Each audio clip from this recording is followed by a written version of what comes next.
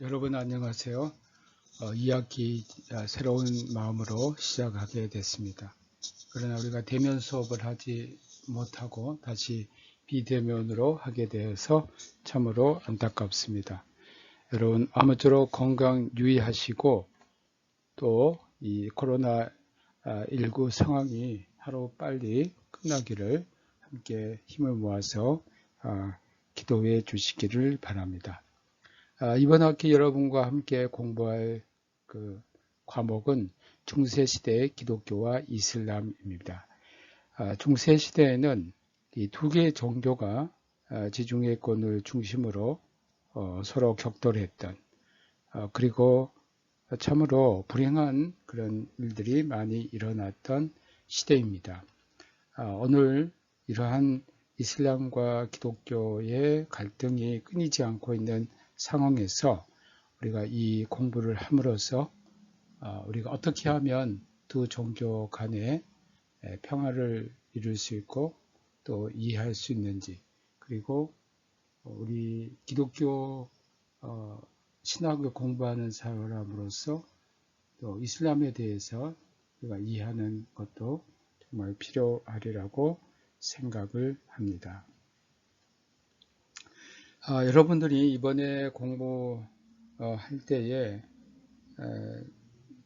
어떤 특별한 교재는 없습니다. 여러분들이 이 강의에 충실하게 잘 따라 주시면 되겠습니다. 여러분들이 예습과 복습을 또 철저히 해 주시기 바라고,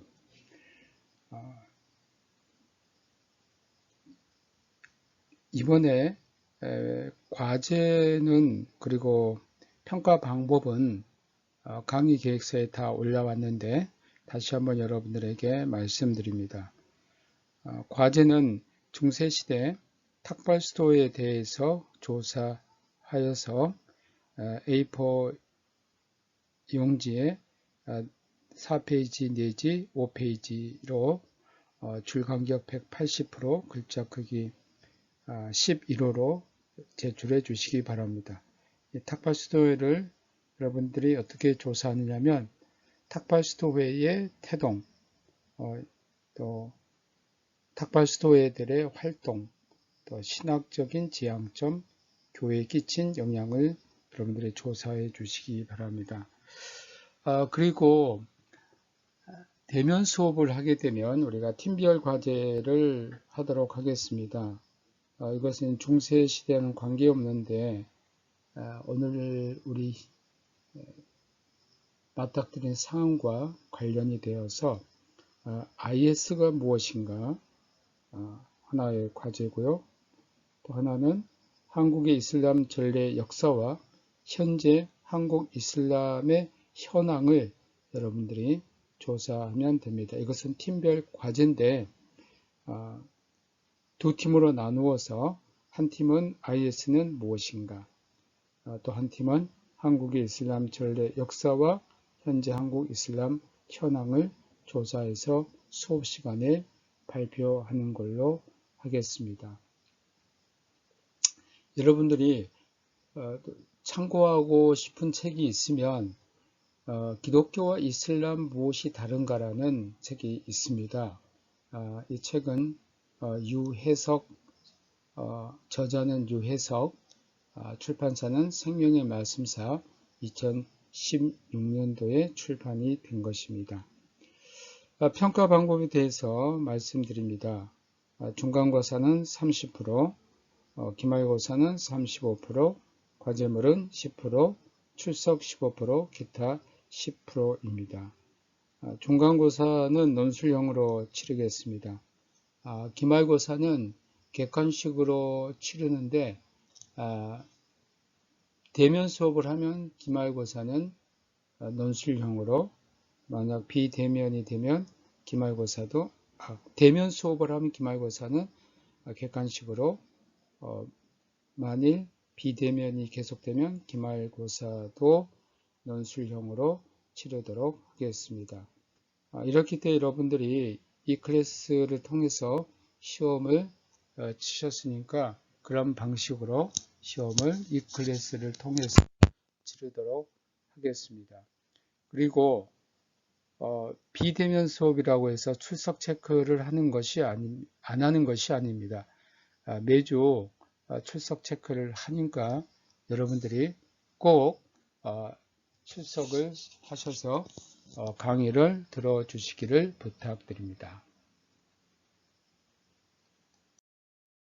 오늘 첫 번째 시간에는 이제 중세연의 시작이라고 할 수 있는 게르만의 발흥, 또 게르만의 기독교 개정에 대해서 말씀드립니다. 게르만족이 서유럽 또는 로마 제국의 모습을 나타나게 된 배경은 로마 제국의 약화와 게르만족 고유의 내부 문제가 서로 얽혀 있었습니다. 고대 대제국 로마는 디오클레치안 황제가 개혁운동의 일환으로 실시한 동로마, 서로마의 분할 이후 상당히 다른 정치적 과정을 겪게 됩니다. 디오클레치안 황제는 기독교를 매우 박해한 황제였지만 정치적인 치세는 아주 뛰어난 황제였습니다. 이 황제가 로마 제국을 개혁하기 위해서 동로마와 서로마 분할 통치를 했습니다. 그 후에 콘스탄티누스는 로마 제국을 재통일합니다.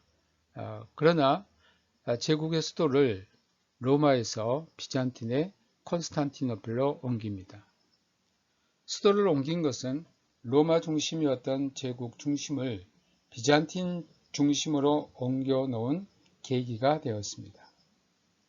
내면적으로 분리되어 있던 동서로마는 마침내 395년 테오도시우스 1세가 죽은 후 그의 두 아들에 의해서 동로마와 서로마로 다시 분할되면서 정치적으로 다른 길을 걷습니다.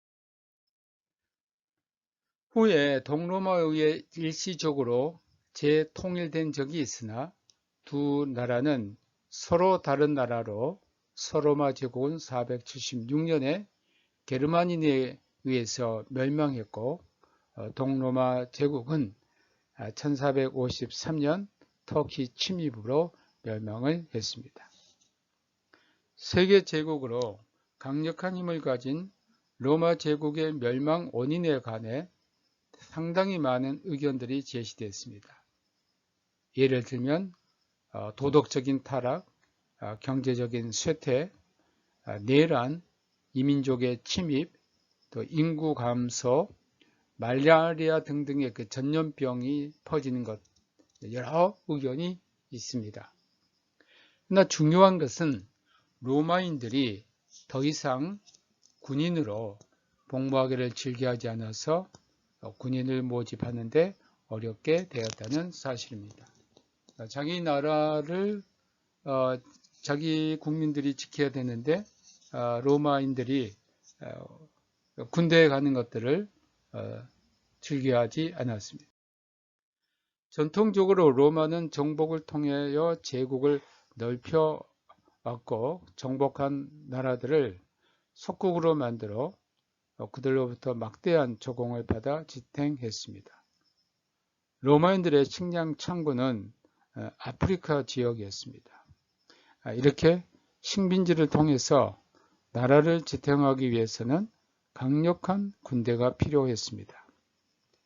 또 식민지에서 수시로 일어나는 반란을 진압하기 위해서도 군대가 필요했습니다. 로마인들이 군인으로 사는 것보다는 로마에서 편하게 사는 것을 좋아하는 풍조가 생겨나자 로마 제국은 변경을 지키는 군대에 용병을 사용하기 시작했습니다.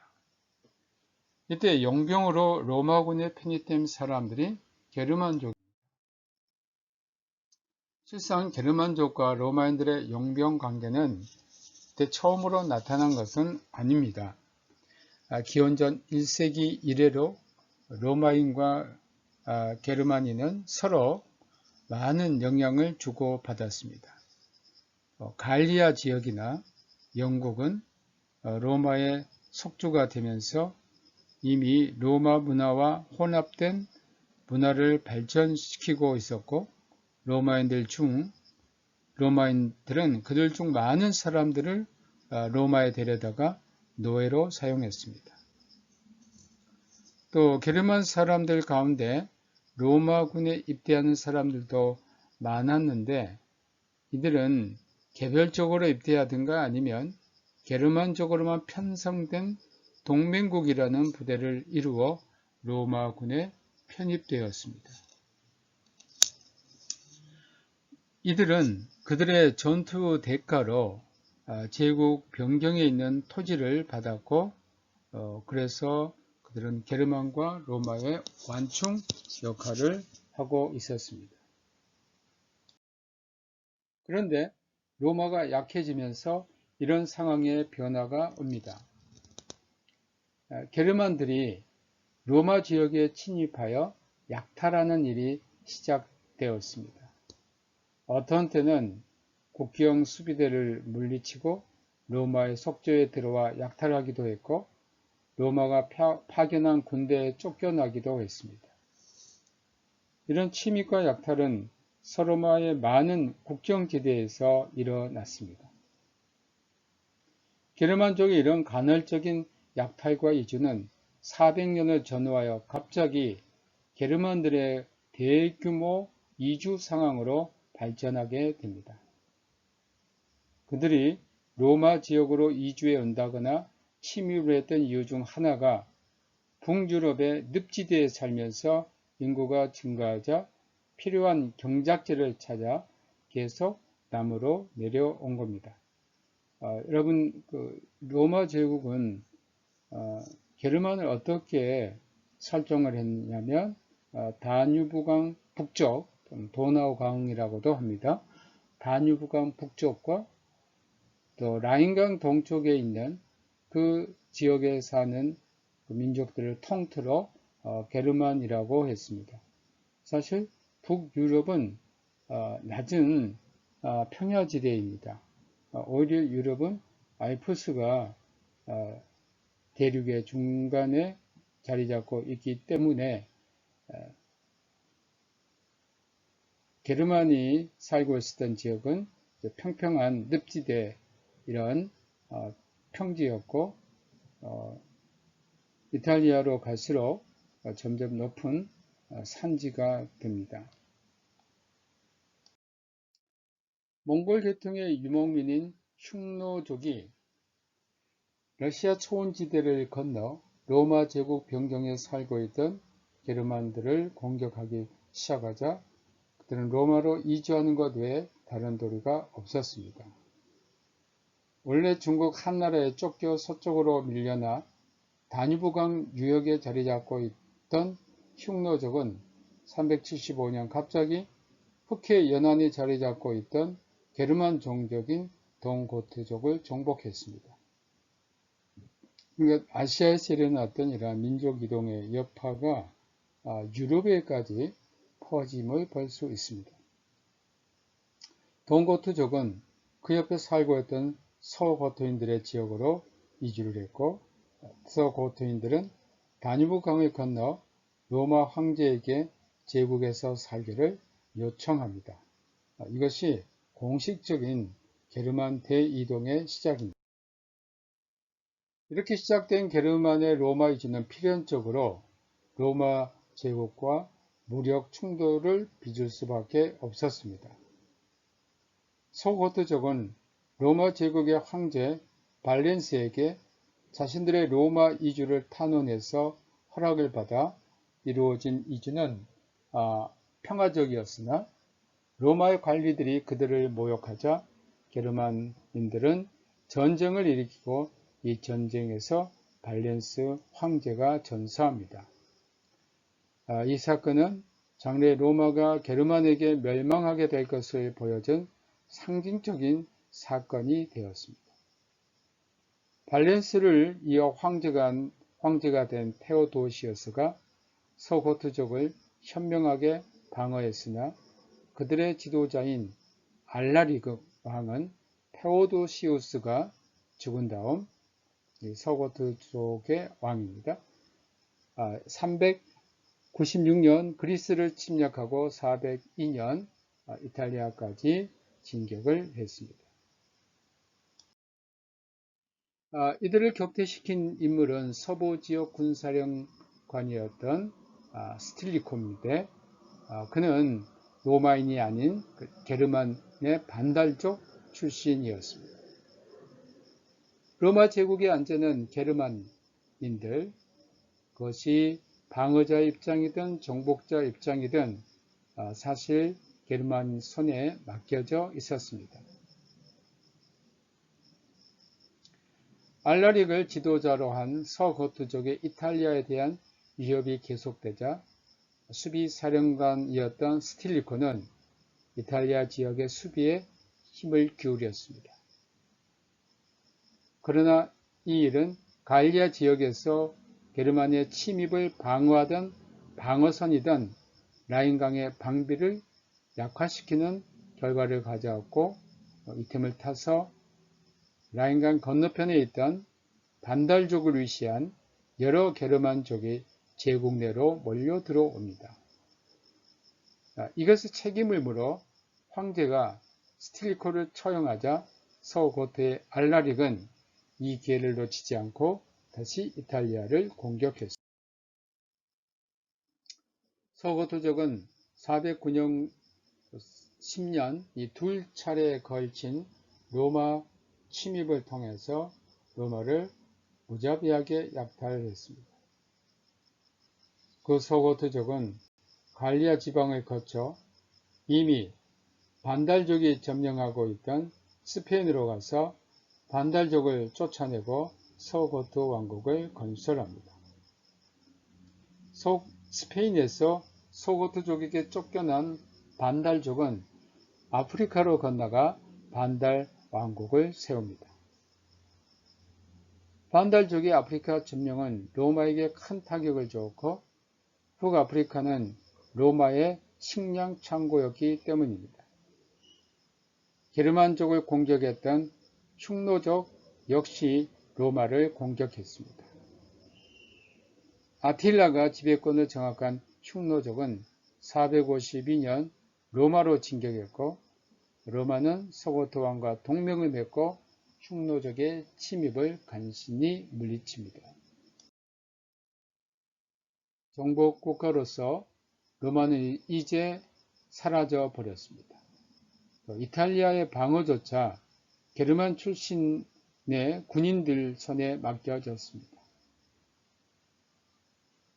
야만족들의 이탈리아 침입이 빈번했음에도 불구하고 그나마 지탱할 수 있었던 것은 게르만 덕택이었습니다.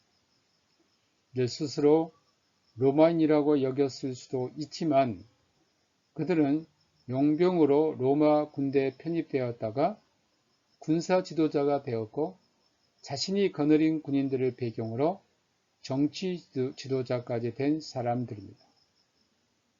그러므로 이들은 로마인이라기보다는 게르만이라고 보는 것이 더 정확합니다. 서로마 제국이 공식적으로 존재하고 있었지만 실질적으로는 이미 서로마 제국의 운명은 다하고 있었습니다. 황제들은 계속 이어졌지만 이름만 황제였고 실권은 군사력을 가진 장군들에게 있었습니다. 황제들은 권력을 가진 게르만 장군들의 손에 임명이 되었습니다. 그러다가 이런 상황을 종지부 찍는 결과가 나타납니다. 456년부터 서로마의 권력을 잡고 있었던 사람은 게르만 출신의 장군 리키메르입니다. 그는 황제가 되고자 했으나 자신이 아리우스 신앙을 가진 게르만이라는 이유 때문에 황제에 오르지 못하고 황제들을 자기 마음대로 임명하는 것으로 만족했습니다. 게르만과 전쟁에서 승리로 권력을 잡은 리키메르는 거의 20여 년 동안 마음대로 황제를 임명했습니다. 476년 리키메르가 죽자 실권은 게르만 출신의 장군 오도 아케르에게 돌아갑니다.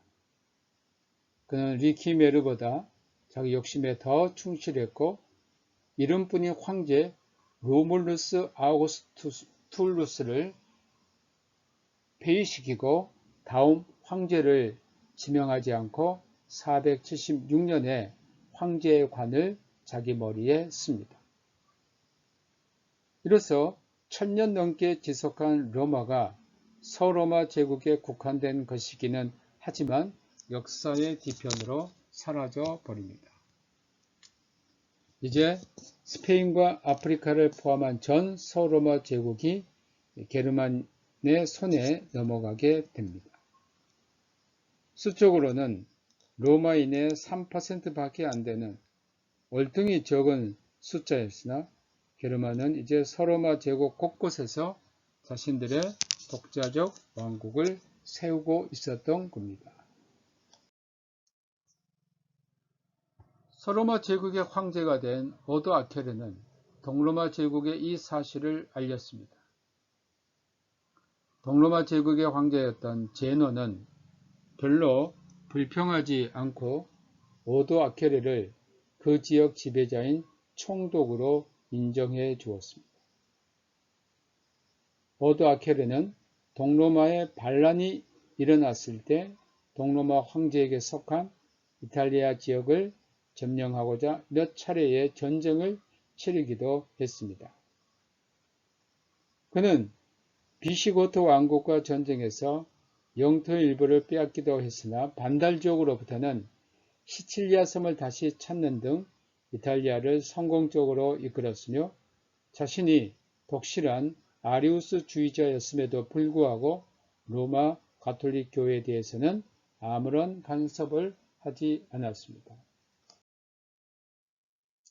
여러분, 이 지도는 이제까지 설명했던 것을 좀 도와주기 위해서 준비한 겁니다.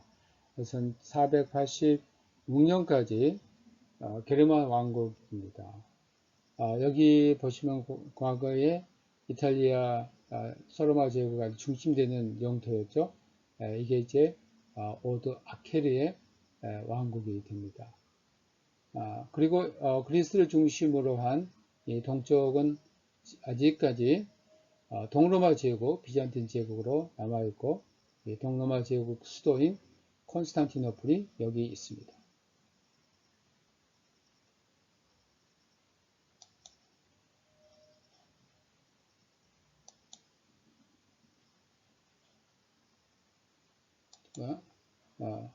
그리고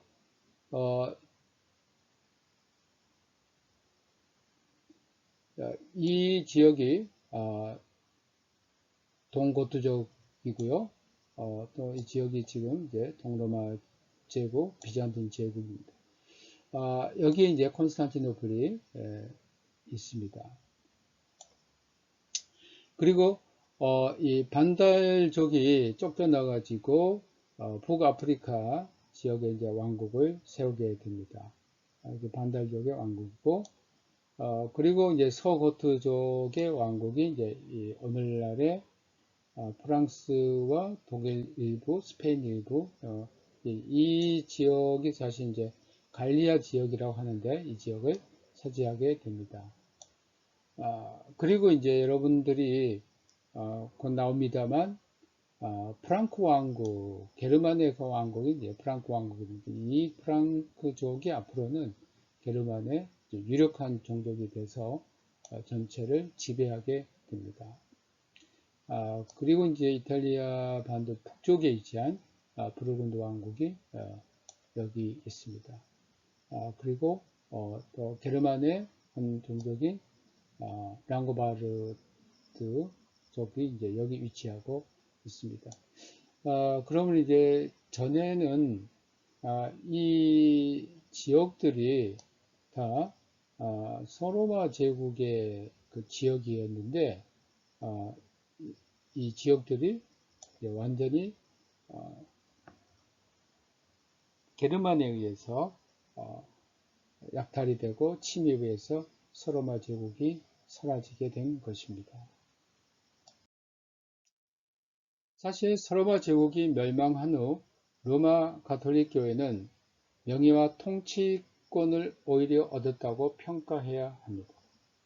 이렇게 된 이유는 로마인들은 제국이 멸망했을 때 자신들의 정체성이나 통일성을 기독교를 통해서 확인하고자 했기 때문입니다. 즉 지배자들이 로마인들과 다른 신앙인 아리우스주의를 따른다는 사실과 그들이 문화적으로 매우 뒤떨어진 것은 로마인들이 자신들의 정체성을 기독교를 통해 찾도록 하는데 결정적으로 기여를 했던 겁니다.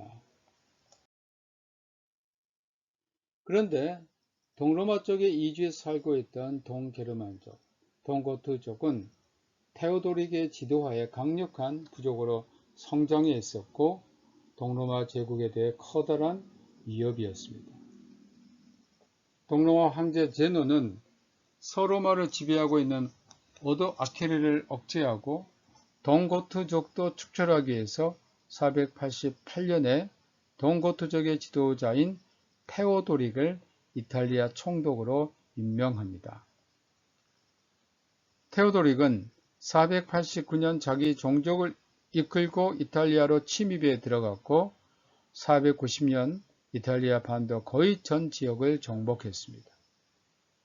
그는 493년 라벤나의 도피에 있던 오도 아케르에게 동맹을 맺고자 제의하고 그를 식사에 초대 살해합니다.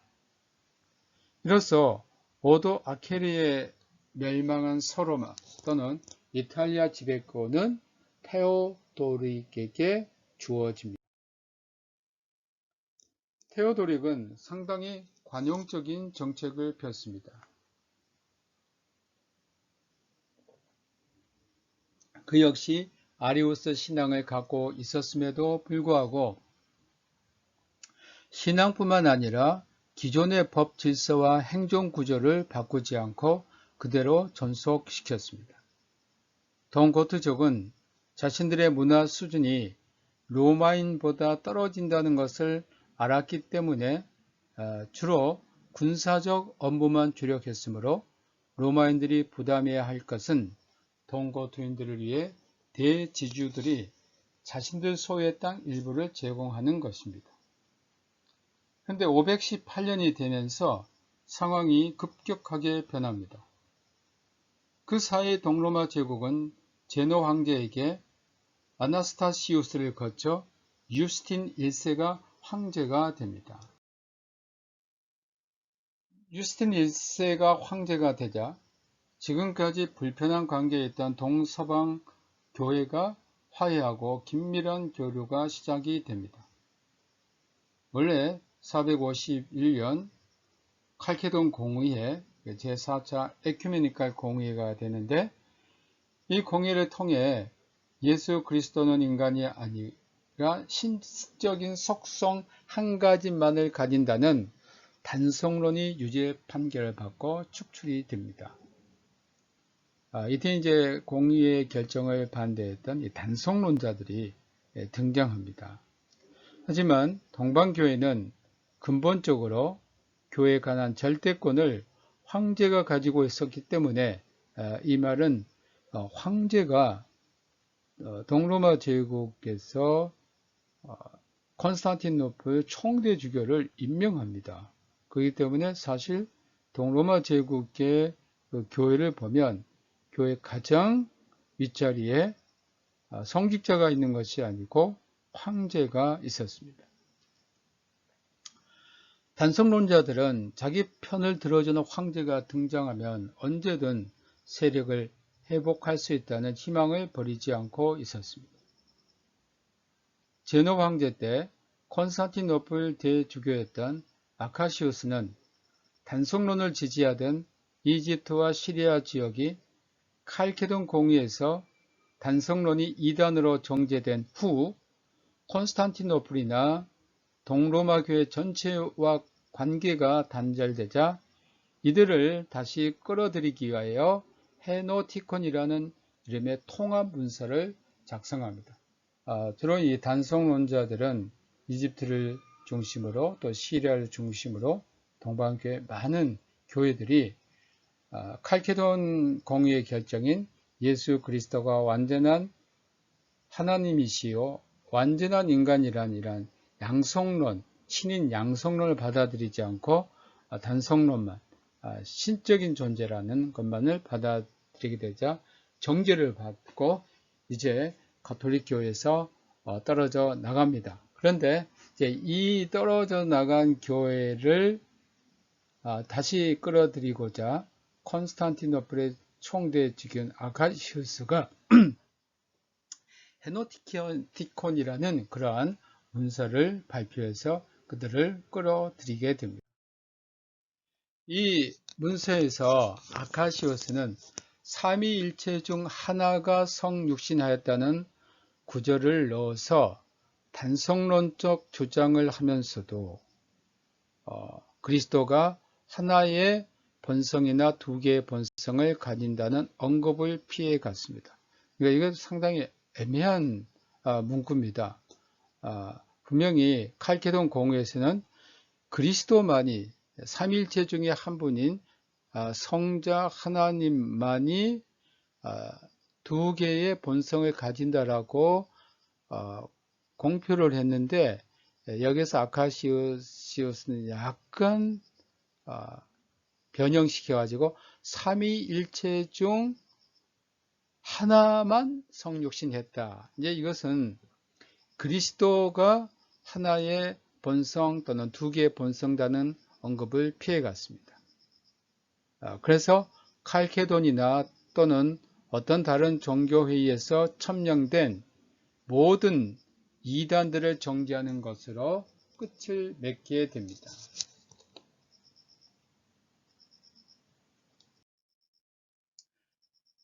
칼케돈이나 다른 종교에서 첨명된 이단이란 이 종교회의들에서 결정된 내용이 이단적이라고 이해해야 정확한 해석일 겁니다. 그래야 이 헤노티콘은 모호와 불명료성을 통해 통일을 이룩하고자 했던 겁니다. 그러니까 이렇게 생각하면 또 이단이 아닐 수 있고 이들을 끌어들일 수 있는 게 아주 모호한 그런 표현을 통해 가지고 이단으로 정죄되었던 그러한 교회들을 끌어들일 수 있는 그러한 모호한 또 해석을 다양하게 할 수 있는 그런 문서였습니다. 하지만 이 문서가 명료한 주장을 교모히 피해 가려는 노력을 기울이고 있으나 단성론적인 주장인 것과 칼케돈 공의의 결정에 이의를 제기하는 내용인 것은 분명했습니다. 왜냐하면 그리스도를 명시하지 않았기 때문에 이것은 칼케돈 공의의 결정을 실질적으로는 반대하는 겁니다. 문서를 만든 아카시우스는 황제 허락을 받아 황제 이름으로 반포했으나 공의에서 교회 인준을 받지 못했습니다. 이것이 발표되자 알렉산드리아와 안디옥에서 단성론을 줬던 주교들이 이 문서에 서명함으로써 이집트 교회와 시리아 교회가 동방 교회와 다시 화해할 수 있게 됩니다. 그러나 이 문서는 로마 교회와 아주 심각한 대립에 빠지게 했습니다. 그 이유는 로마 교회는 칼케돈의 결정사항을 따르고 있고 철저하게 따르고 있었고 그것이 교리에 관한 문제임에도 불구하고 로마 교구가 배제된 동방교회의 총대 주교가 주도해서 만든 것이기 때문입니다. 당시 로마의 대주교는 484년 이 일을 문제 삼아 아카시우스와 동로마의 제노 황제를 파문했습니다. 동로마 입장에서 보면 이 문제는 기꺼운 결과는 아니었으나 시리아와 이집트를 자기 편에 묶어두는 것이 더 중요했기 때문에 로마 가톨릭과 단절을 받아들일 수밖에 없었습니다. 그 결과 동로마와 로마 가톨릭은 서로 적대 관계에 빠져들었습니다. 이런 적대 관계는 당시 이탈리아를 통치하고 있던 테오도릭에게는 상당히 다행스러운 것입니다. 왜냐하면 동로마의 제노 황제에게 이탈리아의 총독으로 임명받고 있다고는 하나 그는 자신을 동로마 제국의 신하라 생각해 본 적이 없었고 이탈리아를 통하여 독자적 왕국을 발전시켜 나가고자 했기 때문입니다. 그리고 로마 교회와 동방 제국 간의 불화가 그의 종교에 대한 관용 정책의 배경이 되었는지도 모릅니다. 이 지도는 이제 오도아케르가 제거된 후에 526년경 게르만의 그러한 왕국 이름입니다. 아직까지 동로마 제국은 여기 존속하고 있습니다. 1453년까지 존속했고요. 이제 테오도릭이 차지한 오도아케르의 그 왕국인 동고트 쪽의 그 왕국이 여기 있고요. 그리고 북아프리카의 반다에 쪽의 왕국, 그리고 이제 서고트 쪽의 왕국 이렇게 있습니다. 이제 여기 보면 526년 정도 되면 과거에 조금 했던 이 프랑크 왕국이 점점 그 영토를 넓혀가고 있음을 봅니다. 이게 이제 프랑크 왕국이 486년까지 차지했던 영토인데 점점 영토를 넓혀가서 511년 정도 되면 서쪽으로 또 동쪽으로 이렇게 영토를 넓혀서 사실 이제 프랑크 왕국이 굉장히 막강한 주자로 떠오르고 있음을 볼 수 있습니다.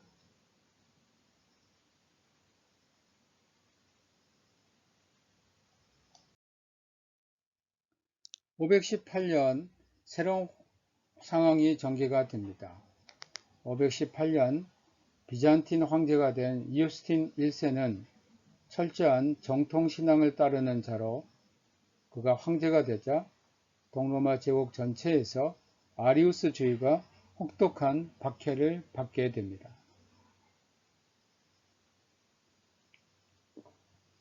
이런 박해 소식이 이탈리아에도 전해졌고 정통 가톨릭을 신봉하던 이탈리아인들은 동로마 황제의 조치에 동조했습니다. 이우스틴의 아리우스파 박해로 로마 교회와 동로마 제국 사이에 밀사가 오가게 되자 테오도릭은 로마의 귀족이나 가톨릭 교회에 대해 반역을 의심했고 그는 가톨릭 교회에 대해 혹독한 박해를 시작합니다. 또 자기 측근들 중에서도 아리우스주의자가 아닌 자들은 의심하고 살해를 했습니다. 테오도릭은 아마 유스틴의 아리우스파에 대한 박해를 이탈리아를 정복하기 위한 작업으로 이해한 듯 합니다. 그리고 이런 테오도릭의 염려는 사실이었는지도 모릅니다. 동고트족은 지배권을 철저하게 자신들에게만 제한하고 로마인들의 정치 참여는 배제했기 때문에 갈등을 완화할 내적인 장치도 만들지 않았습니다.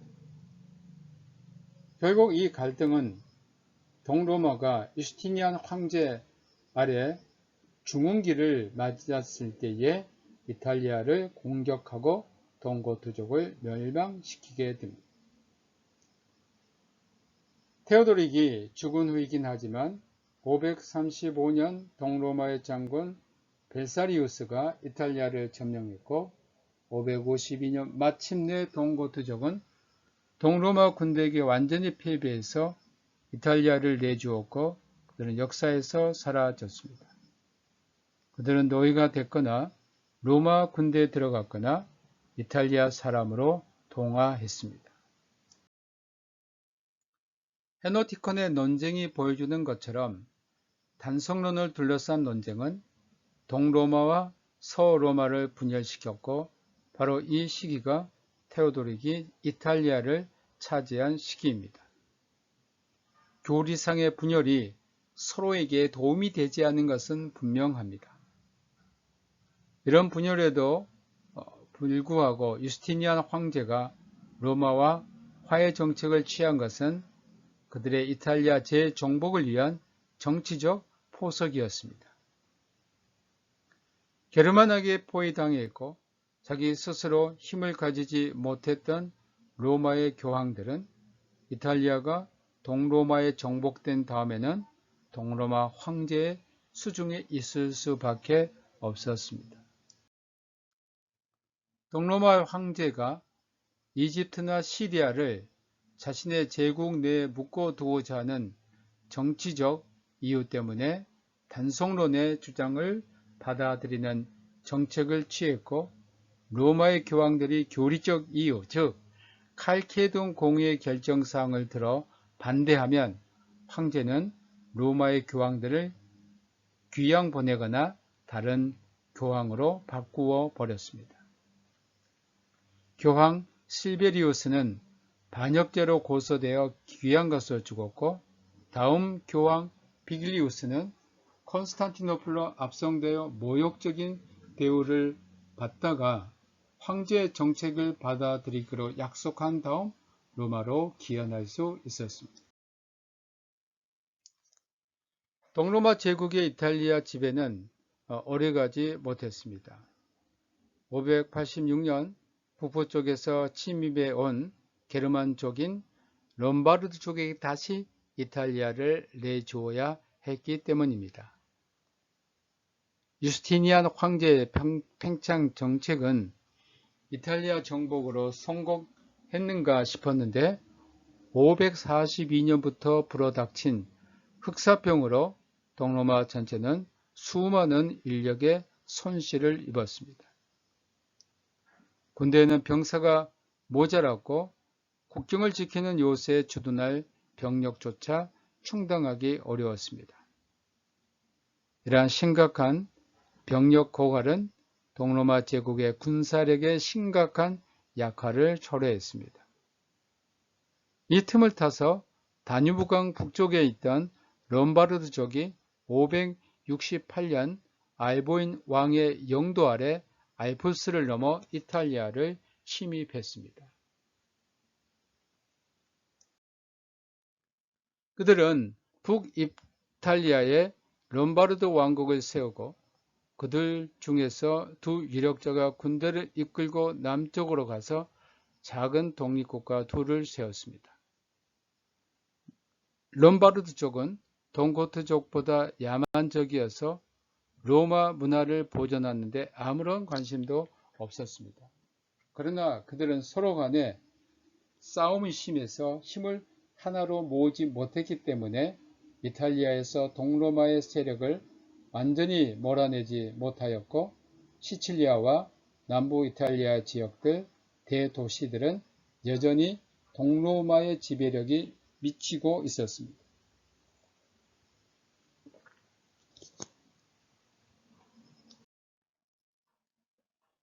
롬바르드족의 로마 침입은 기독교 역사의 새로운 전기를 마련하는 배경을 제공했습니다.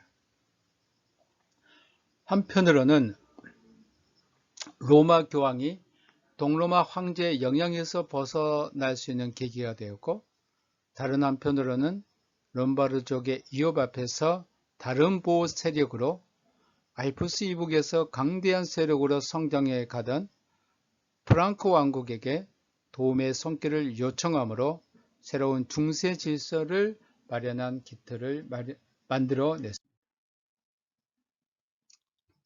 가톨릭 교회는 그 자체가 이미 로마 문화와 하나가 되었습니다. 더구나 서로마 제국이 멸망해서 국가적 행정 조직은 마비되었고 새로이 지도자가 된 게르만인들은 로마인들의 생활과 직결되는 행정적인 면에는 관심도 없었습니다.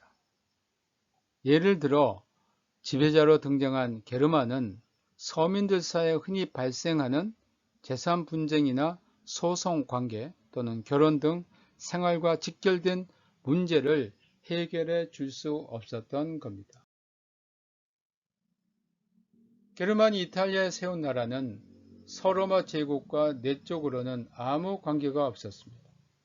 결국 서로마 제국에 속해 있던 일반 민중이 법이나 행정적으로 보호받을 수 있는 제도는 당시 가톨릭 교회밖에 없었던 것입니다.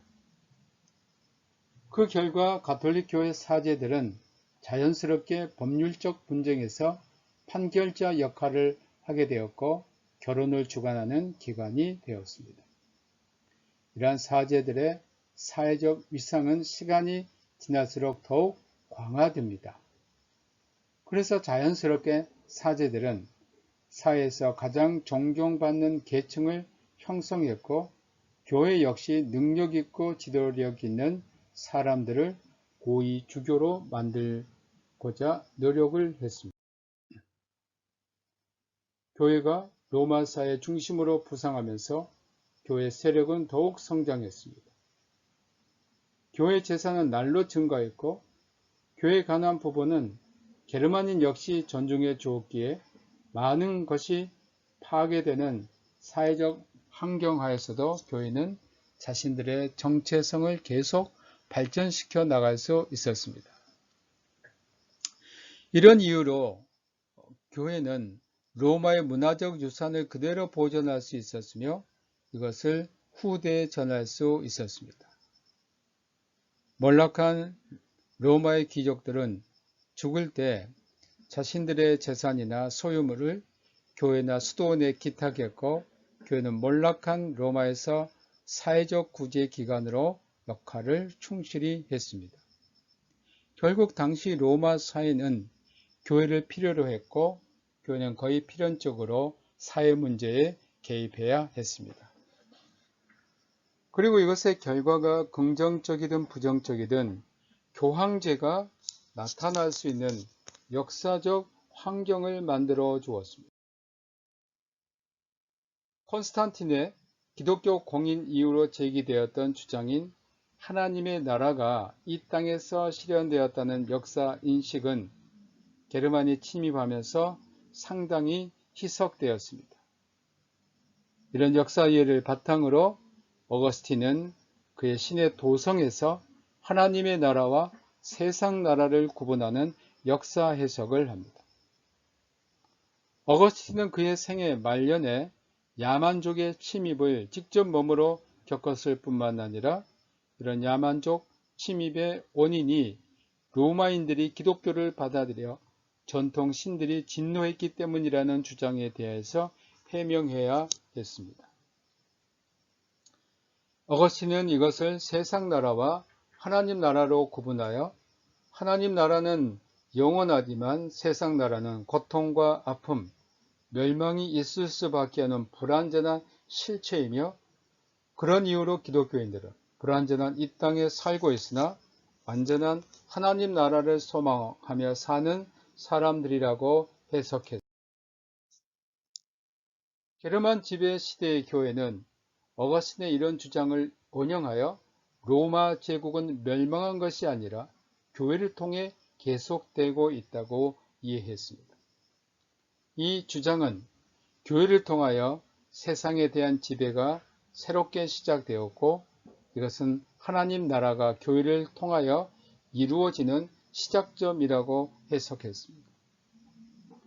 이런 주장의 배경에 기독교와 교회가 세상을 지배한다는 의식이 자리 잡게 되었고 이런 해석을 계기로 교회는 지금까지는 전혀 다른 특별한 자의식, 천국을 대표하는 기관, 천국의 비밀과 영광을 가진 곳이라는 특별한 지위를 부여받게 되었습니다. 그리고 이러한 모든 이해들은 교회의 영향력이 더욱 커져가면서 마침내 중세라는 시대 자체를 특징 짓는 요소가 됩니다. 서로마 제국이 멸망한 10년 후 앞으로 서유럽 전체 판도에 결정적 영향을 미칠 또 다른 게르만인 프랑크족이 로마 제국과 게르만의 경계인 라인강을 넘고 있었습니다. 486년 라인강 건너편에 머물고 있던 프랑크족이 이 강을 건너 마지막 남은 로마의 속주였던 세느강 유역을 점령함으로 서유럽 진격을 시작합니다. 프랑크족은 다른 게르만처럼 로마 제국 안으로 이주해 가고자 하지 않고 정복을 통해 자신들의 영토를 확장해가는 팽창 정책을 취합니다. 이 종족의 지도자는 클로비스였습니다. 그는 그 지역에서 패권을 다투는 다른 종족인 알레마니족과 두 차례에 걸친 싸움을 통해 현대 독일의 남쪽과 서쪽 지방으로 영역을 확대해 나갔습니다. 클로비스의 프랑코 왕국이 중요한 이유는 클로비스가 정통 가톨릭 기독교로 개종한 최초의 게르만 군주이고 그의 개종이 프랑크 왕국의 성장과 함께 서유럽 전체를 통해 정통 가톨릭 기독교를 받아들이는 결정적인 계기가 되었기 때문입니다. 당시 대부분 게르만 종족들은 아리우스주의를 따르고 있었습니다. 여러분 이제까지 게르만의 그런 모든 지도자들은 아리우스주의자였지만 클로비스의 하나의 새로운 점은 뭐냐? 이제 이 사람이 가톨릭으로 개종을 한다는 사실입니다. 클로비스의 아내는 게르만 종족 중의 하나인 부르근드 왕국의 왕녀였고 정통 기독교 신앙을 가지고 있었습니다. 결혼 후 남편인 클로비스에게 기독교 신앙을 전했고 그는 알레마니족과 싸우러 가면서 이기면 기독교의 하나님을 믿겠다고 약속을 했습니다. 정통 가톨릭의 그 하나님을 믿겠다는 약속입니다. 전투에서 위기에 몰린 그는 하나님에게 승리를 기원하는 기도를 드린 결과 기적적인 승리를 거두었습니다. 클로비스는 약속을 지켰고 498년 또는 496년에 지금의 프랑스 지역인 랭스에서 자기 부하 3,000명과 함께 가톨릭으로 세례를 받음으로 프랑크족이 공식적으로 기독교를 받아들이게 됩니다. 당시 갈리아 남부 지역, 지금의 스페인에서 프랑스 남부에 이르는 지역은 서고트족의 지배하에 있었습니다. 이들은 아리우스 신앙을 가지고 있었고 이들이 아리우스 신앙을 가지게 된 계기는 4세기 중반 동고트족이 카파도키아 지역에 침입했다가 아리우스 신앙의 기독교를 접한 것으로 알려져 있습니다. 아리우스는 325년 니케아 공의회 제1차 에큐메니칼 공의회에서 이단 판결을 받아 파문당하고 유배를 당하기는 했지만 당시 소아시아나 아프리카 여러 지역에 다수의 추종자들을 갖고 있었습니다. 특히 니케아 공의회를 소집하여 아리우스가 이단 판결을 받는데 직접 배경을 제공한 콘스탄틴 황제가 몇 년 후에 파문을 처리하고 아리우스주의자들을 다시 자신의 측근으로 불러들이면서 새로운 양상을 띠게 됩니다. 황제의 환대를 받은 이 시기에 고트족의 침입이 있었고 카파도키아에 침입한 이 야만인들은 많은 포로를 잡아가면서 아리우스 신앙도 함께 가져갔던 겁니다.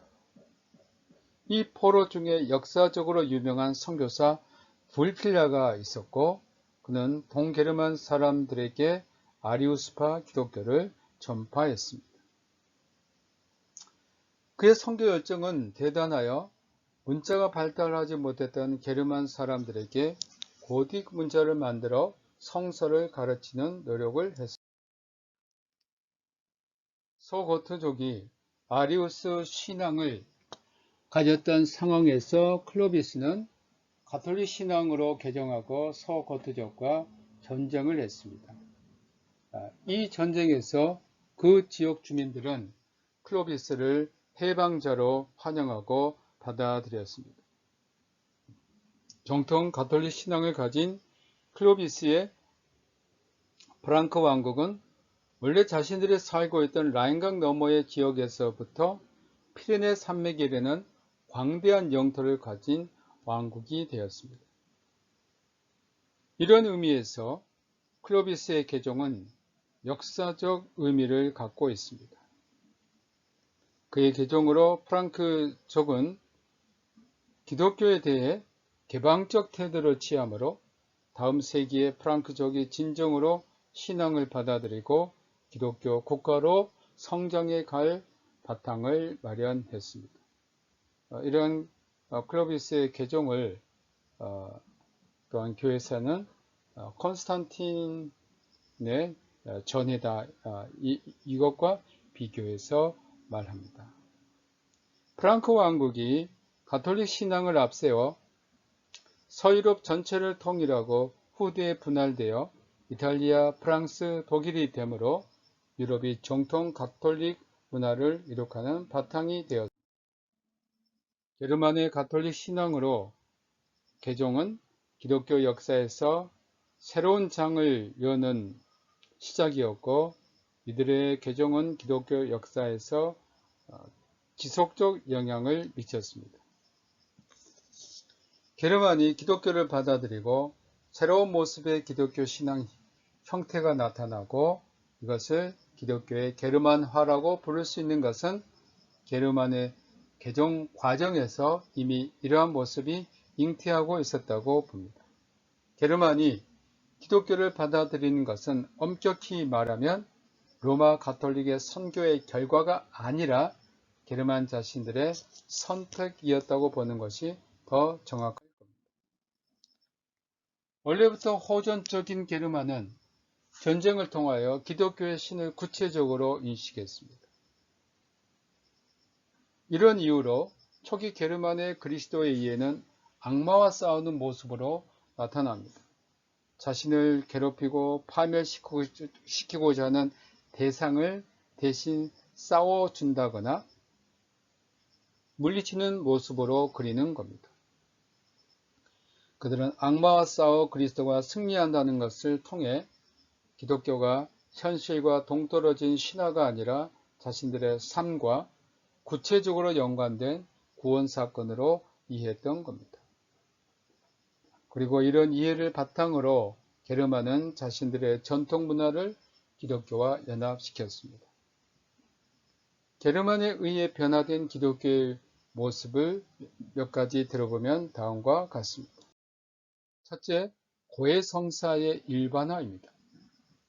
원래 고해성사는 동방교회에서 대바질에 의해 헬라 수도원에 도입되었다가 6, 7세기 아일랜드 수도원에 전해진 것인데 이것이 게르만 사회에는 그리스도인의 외적인 표현으로 자리잡게 됩니다.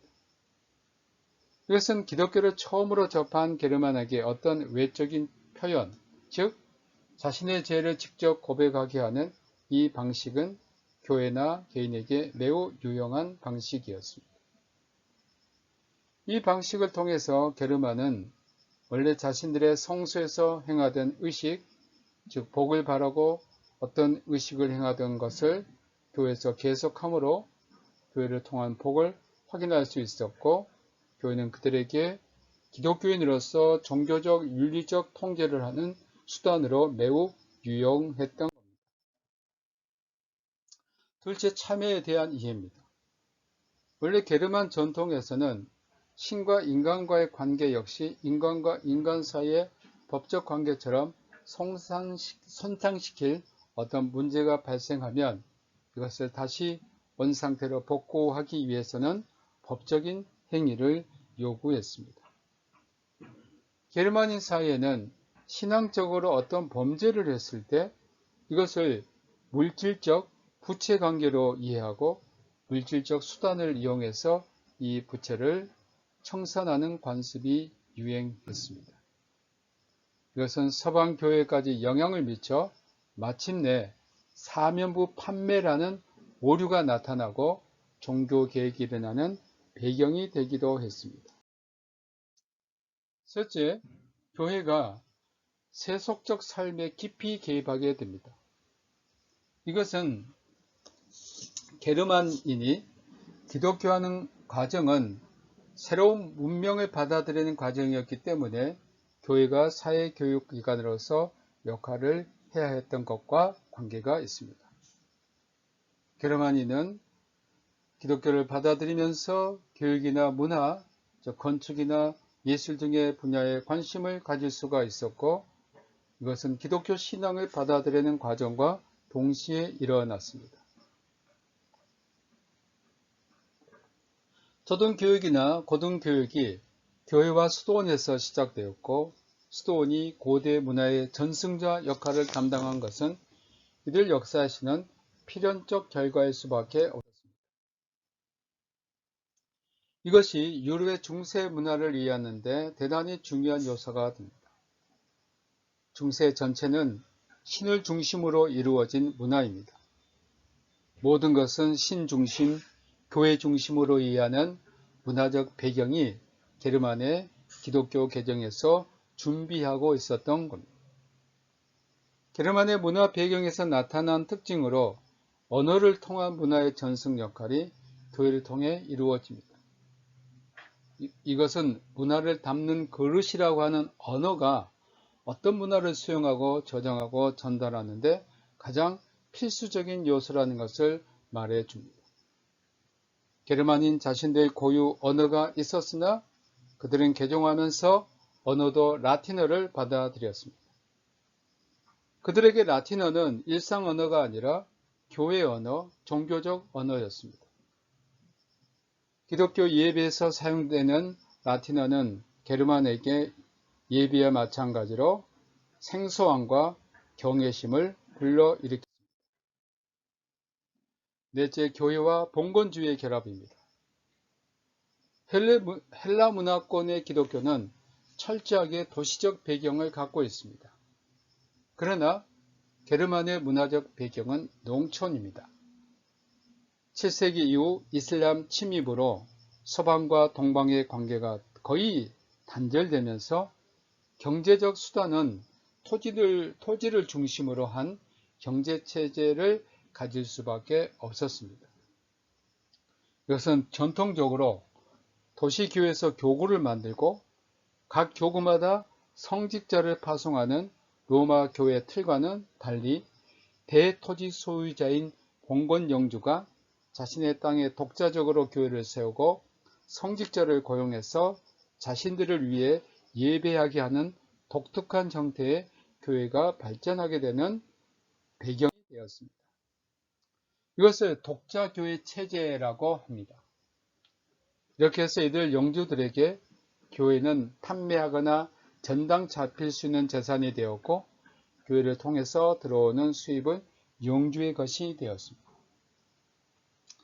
이로써 중세 서방교회의 특징 중 하나인 세속 권력자가 성직자의 목회 활동에 책임을 진다거나 성직자를 임명하고 교회 일에 관여하는 것이 당연한 기독교 문화가 만들어졌던 겁니다.